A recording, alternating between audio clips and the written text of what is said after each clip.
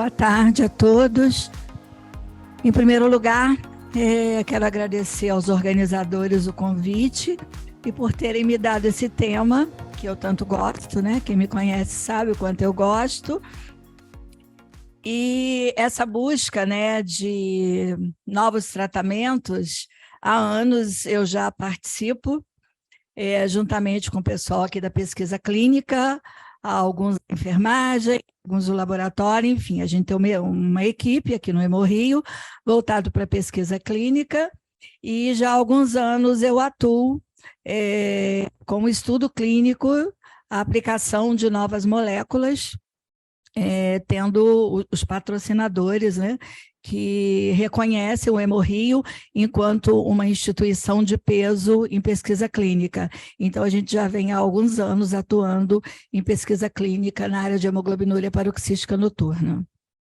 Esses são os meus conflitos de interesse. Bom, eu vou fazer inicialmente uma rápida recordação sobre hemoglobinuria paroxística noturna, porque é possível que alguns dos presentes aqui não tenham ainda o conhecimento sobre a doença, então é uma apresentação rápida sobre a doença, sobre diagnóstico, para depois nós entrarmos na parte de tratamento, o que a gente tem disponível ou indisponível hoje. Então, a HPN, que é hemoglobinuria paroxística noturna, é uma doença clonal adquirida, não é maligna, dentro do conceito de câncer, mas é uma doença muito maligna, tá? Mas dentro da definição de câncer, não é uma doença maligna, e ela ocorre nas células tronco hematopoética. Ocorre uma mutação somática adquirida no gene PIGA. E para que serve esse gene? Ele é responsável pela... Aqui não vai. Ele é responsável pela síntese do GPI. A GPI funciona como uma âncora na membrana das células hematopoéticas. Então, a HPN não é uma doença somente das hemácias. A ausência dessa âncora nas células hematopoéticas vai interferir na ancoragem de proteínas do sistema complemento. Então, a ausência dessa âncora impedirá que proteínas que nos protegem contra o ataque do sistema complemento se ancorem ali. Mais à frente nós veremos isso melhor.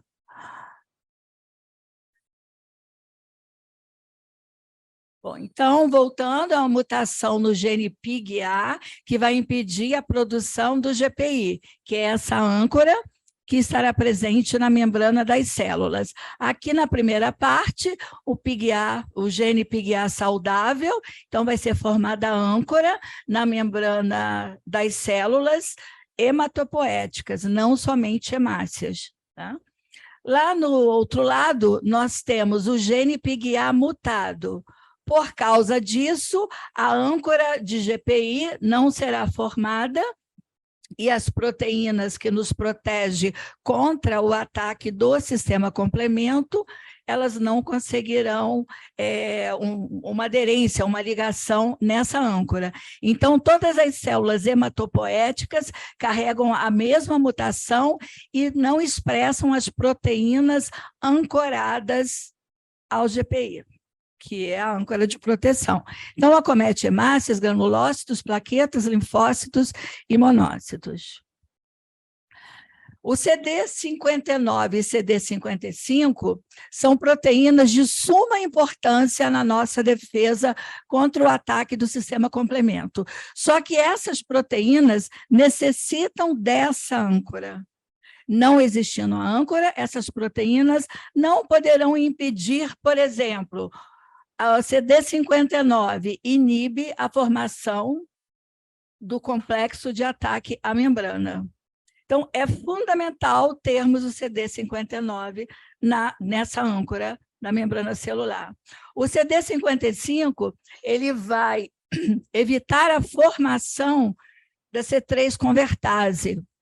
E a C3-convertase, ela é necessária para que o C3 seja ativado e a cascata do complemento chegue até a parte final, que é a formação de C5A e C5B. Então, o CD55, ele inibe essa C3 convertase. Então, com isso, a cascata não prossegue.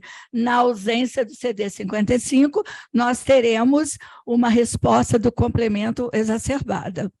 Então, aqui embaixo, a ausência dos reguladores do complemento ancorados ao GPI em células com deficiência de GPI aumenta a sensibilidade aos ataques do complemento. Essa ativação descontrolada do sistema complemento vai levar uma ativação de plaquetas, leucócitos e células endoteliais, causando hemólise intravascular. Por causa da hemólise intravascular, nós teremos hemoglobina livre. Hemoglobina livre, teremos depressão de óxido nítrico. A depressão do óxido nítrico vai levar à vasoconstrição.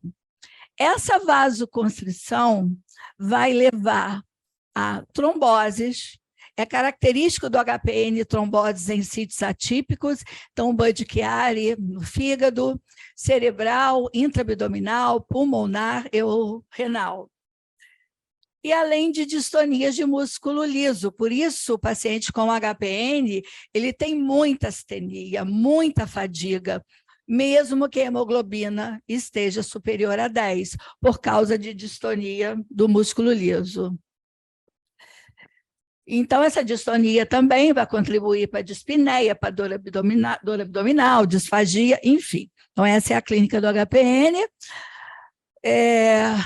Aqui ampliando mais a parte clínica, sinais e sintomas, trombose, insuficiência renal, hipertensão pulmonar, dor abdominal, dispneia, disfagia, fadiga, hemoglobinúria, disfunção erétil. Quero chamar a atenção para a hemoglobinúria, porque alguns colegas acham que todo paciente com HPN tem hemoglobinúria, e não é o caso. Então, de 25%, somente 2 pacientes com diagnóstico de HPN fazem hemoglobinúria. Então, se o paciente tem hemoglobinúria, eu devo pesquisar HPN, claro, mas ele não ter hemoglobinúria não é um critério de exclusão. Então, essa hemólise intravascular, ela leva à liberação de citocinas, ativação de plaquetas e leucócitos, anemia, redução de óxido nítrico, e tudo isso aí junto, incluindo o endotélio, faz com que o HPN seja a doença mais trombogênica que nós conhecemos atualmente. O diagnóstico, todo paciente com hemólise, então é mandatório todo paciente que você for investigar anemia, não só, eu acho que todo paciente hematológico, né, tem que entrar LDH. Então, LDH aumentado, contágio reticulócito, aptoglobina baixa. Aptoglobina não é um exame nosso do dia a dia, mas LDH e reticulócitos é um exame obrigatório para o hematologista. O LDH ele é um divisor de águas, principalmente quando você vai investigar as anemias. Então, se eu tenho evidências de hemólise, cumbis negativo, tenho que pesquisar, que é a primeira coisa, a gente pensar na anemia hemolítica autoimune. Mas se é cumbis negativo, eu tenho que investigar. Paciente com hemoglobinúria, eu tenho que investigar. Insuficiência renal, sem nenhuma outra causa, também eu devo investigar, se tiver associado com hemólise. Nas anemias aplásticas, é obrigatório pesquisar o clone de HPN em aplasia de medula. Essas doenças andam juntas. Mielodisplasia também, é obrigatório pesquisar o clone de HPN na mielodisplasia, nas citopenias e nas tromboses inexplicadas, principalmente nos sítios atípicos. Bom, agora nós vamos entrar na parte da aula propriamente dita. Bom, para quem é mais antigo, que quem está chegando agora, né, os residentes que estão aqui, já chegam ouvindo falar de eculizumab. Mas até bem pouco tempo atrás, nós não tínhamos nada para tratar o HPN, absolutamente nada. Tá? Veio agora na minha mente a questão da aplasia de medula, que eu quero chamar a atenção pelo seguinte: eu disse que é obrigatório pesquisarmos o HPN na aplasia de medula, mas ser HPN negativo no início, no diagnóstico, não quer dizer que esse clone não vá aparecer. Tá? Então, é obrigatório o acompanhamento de um paciente com aplasia, pesquisar o clone HPN, principalmente depois que ele fizer a terapia imunossupressora, porque um clone que pode não aparecer pelo alto grau de anemia, dependente de transfusão, com hemácias de doadores circulando, você pode perder, quer dizer, não ter o diagnóstico naquele momento por uma pancitopenia muito grave. Então, deve-se fazer esse acompanhamento. Então, para quem nem é tão mais antigo, isso, né, não tem tantos anos, nós não tínhamos nada para tratar o HPN. Os pacientes eram dependentes de transfusão de sangue, tratava-se a aplasia, tratava-se a mielodisplasia, mas uma medicação que inibisse o processo de hemólise não existia. Então, a única coisa que tínhamos era o transplante de medula óssea curativo. Só que hoje, a gente já tem evidências que o transplante para o HPN clássico não é mais a melhor opção. O HPN clássico é aquele que não está associado à aplasia, não está associado à mielodisplasia, é somente a hemoglobinúria paroxística noturna. Porque aqueles que estão associados à aplasia e mielodisplasia, óbvio, tem indicação de transplante, mas pela outra doença, não pelo HPN. Então, hoje, como eu acabei de falar, ele é recomendado somente para pacientes com aplasia e mielodisplasia, citopenias graves potencialmente fatais, por causa de quê? Devido às altas taxas de morbidade e mortalidade observadas no TMO em pacientes com HPN. Ele é o único tratamento potencialmente curativo, apesar da morbidade e mortalidade, mas uma grande proporção de pacientes com HPN desenvolve eventos trombóticos e, dessa forma, contraindicando, podendo tornar pior o resultado do transplante. E o transplante, como a gente acreditava antigamente que era o único a ser curativo, até pode ser, mas já se observa que em alguns pacientes pós-transplante foi relatado o reaparecimento e a expansão dos clones HPN. Então, mesmo transplantando, já temos evidências do reaparecimento do clone. E finalizando, o transplante não pode mais ser considerado um padrão de tratamento de pacientes com HPN, quando eculizumab estiver disponível. É claro que tudo que eu falei aqui sobre o transplante, as considerações, é baseado na existência do eculizumab que nós falaremos a seguir. Porque, atualmente, isso está se tornando uma realidade pelo eculizumab. Bom, então, como eu disse, não tínhamos nenhum tratamento, a única opção era o transplante de medula, e eis que surge o primeiro bloqueador de C5, que é uma fração do sistema complemento. O aparecimento do primeiro bloqueador de C5, que é o eculizumab, revolucionou o tratamento do HPN, revolucionou a vida de muitos pacientes. Para quem está aqui ou online, né, e que teve a oportunidade de usar, ou que tem a oportunidade de usar, sabe o quanto essa medicação muda a vida dos pacientes. Então, o eculizumab, aqui nós temos a cascata simplificada, o eculizumab vai agir em C5, que é a fração terminal do sistema complemento. Quando ele age em C5, ele bloqueia a formação de C5A e C5B. Ele tem uma alta finalidade a C5, e bloqueando C5A e C5B, as funções proximais, quer dizer, mais acima do sistema, elas continuam intactas. Então, anafilotoxina fraca, clearance do complexo imune, opsonização microbiana, Então, a gente tem um comprometimento da função final do complemento, mas a porção proximal continua intacta. Ou então, bloqueando o C5, o sistema complemento não consegue atacar as células. E com isso, a gente teve, assim, resultados excelentes. Esse trabalho ele mostra sobre o LDH. Então, a gente utiliza o LDH, para quem não está acostumado, né, com isso, a gente utiliza o LDH como é um exame do dia a dia que nos mostra o padrão de hemólise, o quanto está hemolizando. E o LDH, ele cai, vocês podem ver a curva, os níveis de LDH caem durante o tratamento com o eculizumab. E isso foi correlacionado com placebo e mostra uma redução de 88% do LDH um mês após o início do tratamento com eculizumab, e esses níveis de LDH reduzidos foram mantidos aos 36 meses desse trabalho. Então, mostrou a eficiência do bloqueio de C5. Dessa forma, o complemento não consegue atacar as células do sistema hematopoético.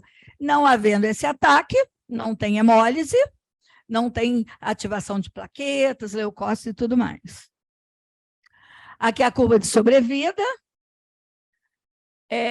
o segundo gráfico, né, em comparação de idade e sexo. Então, olha a diferença da curva de sobrevida desse gráfico para o outro. Bom, então, tudo maravilhoso, né? Chegou o remédio que bloqueia o sistema complemento, não tem hemólise, os doentes estão ótimos. Só que, na medida que o eculizumab foi sendo utilizado, várias coisas foram sendo observadas. Na verdade, ele não consegue inibir C5 em 100% dos pacientes, ele não consegue inibir a hemólise, ele não somente 25% dos pacientes realmente têm anemia 100% corrigida, e aí algumas necessidades foram sendo observadas. Mas os dois grandes problemas de bloqueador de C5 opsonização de C3. Por quê? Porque se bloqueia C5, o C3 que está antes, que por uma ação da C3 convertase iria chegar a C5, ele não chega, então acumula C3. Esse C3 vai se ligar às hemácias e nós teremos opsonização das hemácias por C3 e, com isso, reduzindo a vida média das hemácias. Essa é uma das causas de anemia com o uso do eculizumab. Na verdade, com o uso de bloqueadores de C5. Essa é uma limitação dos bloqueadores de C5, esse acúmulo de C3. E uma outra questão que passou a ser observada é que, num percentual considerável de pacientes, a dose utilizada ela não é suficiente para reduzir a quantidade de C5 para um valor menor que 0,5. Eu vou mostrar num gráfico mais à frente. Então, mesmo com o uso do eculizumab, a gente continua tendo, em alguns pacientes, considerável número de pacientes, uma quantidade de C5 na circulação. Então, não tem uma inibição de 100% do sistema complemento. Então, a gente pode, com o eculizumab, ainda manter hemólise intravascular e hemólise extravascular. Por isso que alguns pacientes mantêm o quadro de anemia ainda, mantêm LDH ainda elevado, mantém a aptoglobina baixa. Então, para aqueles médicos que não têm o hábito de acompanhar os seus pacientes no uso de eculizumab, passem a acompanhar, porque eu vejo não aqui no hospital, mas vez fora, até na clínica privada, as pessoas prescrevem eculizumab e deixam, acho que está tudo resolvido. E não está. Esses pacientes podem estar em processo de hemólise, inclusive com risco de trombose. Eu tenho uma paciente daqui que fez um Budd-Chiari em uso de eculizumab. Então, diante disso, já estão me apressando, eu aqui toda animada. Aqui eu vou passar rápido, aqui só mostra a opsonização, tá? Então, a hemólise extravascular pode levar à necessidade de transfusão. Esse paciente, acho que está no outro, aqui é a hemólise intravascular, o que eu quero mostrar é isso aqui. Temos que acompanhar os nossos pacientes em uso de eculizumab quanto ao LDH, aptoglobina, reticulócito, hemoglobina, bilirrubina indireta e cumbis. Isso é rotina laboratorial para pacientes em uso de bloqueador de C5, porque mais na frente vou falar de um outro, tá? Então, esses pacientes fazem cumbis direto positivo, por conta da opsonização de C3 que eu falei antes. Então, hoje nós sabemos que o eculizumab transformou vidas. Quem trata desses pacientes vê isso, transformou vidas, mas algumas necessidades continuaram. Esse é um trabalho que mostra que são na Blood, está ali a referência direitinho, Peter Hillman, 141 pacientes estudados, ele excluiu pacientes com anemia plástica e falências medulares, e viu-se que 72% dos pacientes permaneciam anêmicos, quer dizer, sem necessidade de transfusão, mas não teve uma correção de hemoglobina, 36% tiveram mais de uma transfusão no ano anterior e uma elevação de reticulócitos. Diante desses resultados, viu-se a necessidade de um novo agente bloqueando o complemento. E seguiu-se em busca de um novo bloqueador de C5. E aqui tem esse trabalho, saiu na Blood, que nós, Hemorrio, participamos. Aqui está meu nome, eu entro como coautora desse trabalho. Infelizmente, é só meu nome que entra, mas, na verdade, tem toda uma equipe da pesquisa, tem enfermagem, tem laboratório, é muita gente que participa, mas só entra o meu nome. Mas, de qualquer forma, a gente está levando para o mundo o nome do nosso hospital, isso foi apresentado nos congressos internacionais, e aí vem uma nova droga, que é o ravulizumab, que a gente já pode dar o nome comercial, que é o Ultomiris, que já está autorizado no Brasil, o uso no Brasil pela Anvisa. Então, o estudo é a LXN 1210, nós participamos, esse estudo acabou ano passado, e teve um outro estudo, que foi o 302, nós participamos do 301, o 302 nós não participamos. Aqui era virgem de tratamento com inibidor de C5, no caso, eculizumab. Naquele lá, eles utilizaram pacientes que vinham em uso de eculizumab e eles migraram, tá? Então, esses dois estudos teve como objetivo mostrar a eficiência, a eficácia e a segurança comparando com o eculizumab. Não adianta, eu vou passar do tempo, não tem jeito. Mas está indo.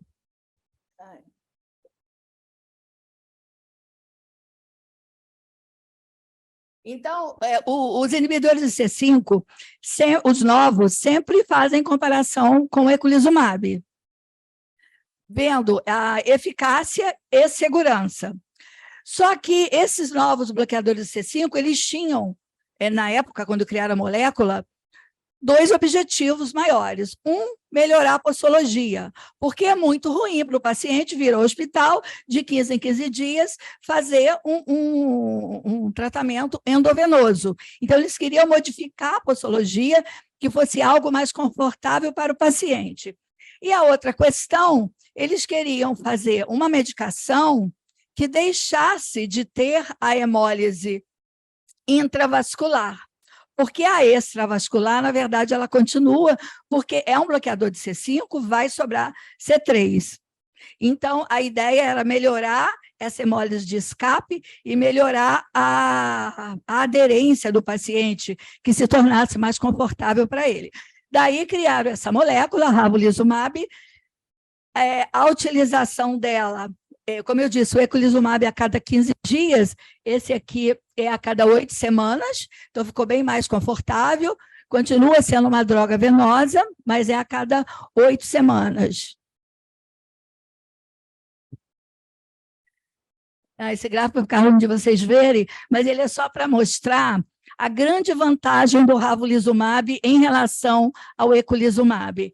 Essa linha tracejada aqui mostra que, mesmo nos casos, está muito ruim de ver, né? Esse lado de cá é o Ultomiris, que é o ravulizumab. O lado de lá é o Soliris, que é o eculizumab. Acima da linha tracejada, no eculizumab, olha quantos pontos. Então, são vários pacientes no estudo que foi comprovado que o eculizumab realmente tem hemólise de escape com dosagem de C5 superior a 0,5. O ravulizumab está abaixo da linha tracejada. Então, qualquer grau de hemólise que ocorra com o ravulizumab, ele é menor do que 0,5 microgramas por litro. Então, esse gráfico, ele mostra a diferença gritante entre ravulizumab e eculizumab no que tange a hemólise de escape. Tá? Então, esse ponto, o fabricante, o idealizador da molécula, conseguiu sucesso em relação à hemólise de escape e sucesso também em relação à posologia, que aumentou para cada 8 semanas. Aqui mostra, ó, o Soliris, o paciente tem que vir ao hospital 26 vezes no ano. Com o Ultomiris, o paciente comparece ao hospital 7 vezes no ano. Então, ganhamos em posologia e ganhamos em relação à hemólise de escape. Então, nós temos uma molécula que hoje, clinicamente, é bastante importante. Vantagens, acho que eu já falei tudo isso. Então, o estudo mostrou que o ravulizumab não é inferior ao eculizumab, ele faz inibição rápida, completa, sustentada da via terminal do complemento, reduções rápidas e sustentadas de LDH, mais de 95% dos pacientes com Ultomiris permanecem livres de hemólise de escape, nesse estudo, né, até 52 semanas, o perfil de segurança é compatível com Soliris e redução do número de infusões. Bom, então, fechamos o bloqueador de C5, mas a gente continua ainda com um grau de hemólise no extracelular, opsonização, e aí começaram a pensar em bloquear C3, tornaram o bloqueio mais proximal. Então, quanto ao bloqueador de C3, nós temos o pegcetacoplana, esse não é nome comercial, tá? Esse é um nome químico, o pegcetacoplana, que é uma medicação já liberada pelo FDA, que consegue bloquear C3. Eu não tenho aqui apontador para mostrar para vocês, mas está ali. Ele bloqueando C3, ele impede a opsonização, aquele fenômeno de C3 aderir às hemácias e causando opsonização. É uma droga que o estudo, esse estudo Pegasus, mostrou, aqui no final ele diz, ó, potencialmente inibe hemólise intravascular e vascular. Esse estudo mostrou que a medicação é segura, apesar do bloqueio proximal. Mas a gente sabe que muitas coisas são evidenciadas na extensão de estudo. Porque existe uma preocupação, bloquear o complemento lá em cima, isso não vai ter danos a nível de infecção, doença autoimune? Tem questionamentos sobre isso. Mas o estudo não mostrou nenhuma complicação relacionada ao bloqueio de C3, pelo menos durante o tempo de estudo.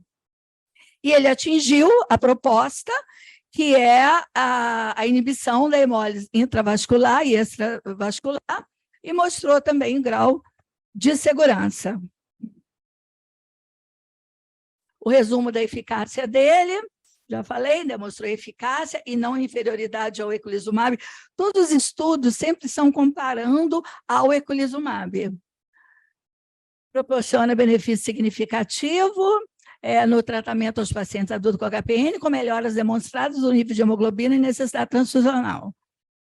Os marcadores de hemólise, também se observou melhora desses marcadores, tanto intravascular como extravascular. Bom, já está acabando. Além de bloqueador de C5, depois veio bloqueador de C3, por causa das necessidades ainda observadas com bloqueador de C5. Mas aí eu coloquei isso aqui para mostrar para vocês que os estudos continuam, novos agentes anti-C5 continuam em pesquisa por diversos laboratórios, e além de novos agentes anti-C5, encontra-se também em pesquisa mediadores dentro da via alternativa do complemento. No próximo slide eu mostro isso, que é o agente antifator D e agente antifator B. Isso é mais proximal ainda. Aqui no Hemorrio, a gente está com um estudo que é o antifator D, tá? Só para mostrar, olha, está vendo lá a via alternativa, um FB e um fator D? Então, esses novos agentes, eles visam bloquear lá em cima. Com isso, eu não vou ter C sobrando, não vou ter C5, quer dizer, em teoria, porque eu tenho a via clássica e a via da lecitina atuando. Então, na verdade, a gente ainda não sabe o quanto a droga vai ser realmente eficaz, ela sozinha. Os estudos, assim, pelo menos do que eu conheço, está associando o bloqueador de FD com bloqueador de C5. Então, existe essa ideia de associação e também a ideia de droga única. Resumindo, muita coisa para acontecer, né? Então, conclusão, esforços têm sido realizados na formulação de inibidores do complemento que melhorem a qualidade de vida, mantendo a eficácia e segurança. O eculizumab foi o primeiro. O ravulizumab EV é um derivado do eculizumab, uma modificação na molécula que fez com que a meia-vida dela aumentasse e passasse a cada 8 semanas. Então, permite administrações menos frequentes, mantendo mas, detalhe, com a mesma eficácia e segurança, porém com redução significativa da hemólise intraextravascular. O pegcetacoplan é uma terapia subcutânea, é o primeiro inibidor de C3 na cascata do complemento aprovado nos Estados Unidos e na União Europeia para o tratamento da HPN e fornece controle sobre a hemólise intraextravascular, mas seguem os ensaios clínicos de novas terapias orais e subcutâneas, com inibição proximal do complemento. Essas drogas que eu falei, anti-FB e anti-FD, são drogas orais. Então, a gente pode ter expectativa de tratamento oral para HPN. Aqui, nos Estados Unidos, eculizumab foi aprovado em 2007, no Brasil, em 2017, 10 anos depois. Foi incorporado ao SUS em 2019, porém com início de dispensação nesse ano, em 2023. Pegcetacoplan foi aprovado ao ravulizumab em 2018, nos Estados Unidos. No Brasil, ele teve registro na Anvisa em 2019 e teve uma mudança na apresentação, porque o tempo de infusão ele era longo. Então, eles mudaram a apresentação, reduzindo o tempo de infusão. Essa nova apresentação foi agora em 2023. Então, nós temos no Brasil eculizumab, liberado pelo SUS, e temos ravulizumab, que ainda não é uma droga incorporada ao SUS, mas é uma droga já liberada pela Anvisa no Brasil. Estados Unidos já tinha ravulizumab em 2018, pegcetacoplan 2021. Esse é o último, juro. Que os hematologistas, isso aqui para os hematologistas é muito importante. Então, nós temos hoje o eculizumab liberado pelo SUS, o PCDT está aqui. Então, que pacientes com diagnóstico de HPN têm indicação do eculizumab via SUS? Se estiver fora disso aqui, gente, não adianta que a doutora Heloísa não libera. Sim, porque ela segue as orientações. Então, vamos lá, resumindo. O paciente tem que ter diagnóstico de HPN por citometria de fluxo, ele tem que ter um LDH superior a 1,5 vezes, ele tem que ter clone de HPN superior a 10%. Clone está maior que 10%, LDH maior que 1,5 vezes. Primeiro passo foi cumprido. Vamos para o segundo passo. Ele tem que ter uma dessas situações aqui, evento trombótico prévio, tem que comprovar por imagem, tem que ter a comprovação, ou anemia crônica, uma medida de hemoglobina menor que 7 ou 2 menor que 10, hipertensão pulmonar, ou história de insuficiência renal, com taxa de filtração glomerular menor que 60, ou então gestação em curso. Então, se você tem um paciente LDH aumentado, clone aumentado, mas se ele não tiver nenhuma dessas características, segundo o PCD, a doutora Heloísa não pode liberar. Estou falando doutora Heloísa porque está centralizado no Hemorrio, os médicos da clínica privada devem, eu não sei bem como é o fluxo, mas, enfim, é uma análise de informações dadas pelo médico, tem formulário adequado para isso, e aí chega às mãos dela, vai ter a análise baseada no PCDT, não é uma decisão dela, é o PCDT, e aí, definindo a liberação, os pacientes virão ao Hemorrio, da clínica privada, ou de outros serviços públicos, virão ao Hemorrio fazer o eculizumab. Tá? Acabei, muito obrigada. Obrigada, doutora Viviane. Vimos que está tudo na mão da doutora Heloísa. Não vai ter perguntas, que não tem tempo? Não, eu vou fazer uma pergunta, porque a gente, duas você já respondeu agora quase que no seu slide final, então eu vou fazer uma pergunta aqui. Não teria um bloqueador de polimerização de C9? O que tem em estudo é o que eu apresentei. Não, a gente não tem o nome da pessoa, deve estar online. Então, o que tem em estudo é o que eu apresentei. C3, C5 e lá em cima proximal. É o que tem na literatura. Se tiver, ainda é uma coisa muito fase 1. Tá? Perfeito. Obrigada pela brilhante apresentação, doutora.